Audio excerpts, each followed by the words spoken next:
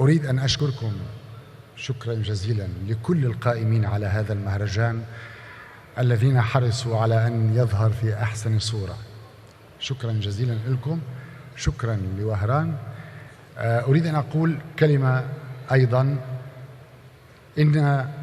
إن في وجداني وضمير كل سوري وكل بيت سوري ستجد الجزائر وشعب الجزائر، وهذه العلاقة التاريخية التي تمتد ليس فقط لعشرات السنين ولا لمئات السنين بل لآلاف السنين.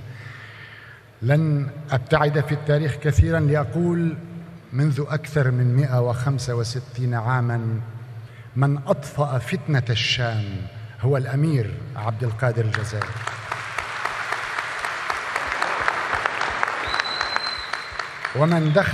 ومن دخل في نسيج المجتمع السوري في الثقافة والسياسة والأدب والفن هم أحفاد وأبناء الأمير عبد القادر الجزائري، إلى أن باتوا سوريين جزائريين لا نعرف كيف نقول هل سوريا أولا أم الجزائر أولا. باتوا سوريين. من ينسى دور أحفاد الأمير عبد القادر عندما بدأ يتشكل المشروع الوطني السوري في بداية القرن العشرين؟ من يستطيع أن ينسى؟ ولا يزال حتى اليوم في سوريا وفي الجزائر. تحيا الجزائر.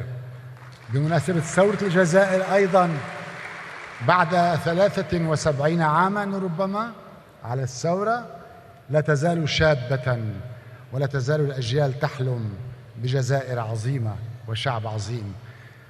المجد لشهداء الجزائر، المجد لشهداء فلسطين، المجد لشهداء الأمة. شكرا.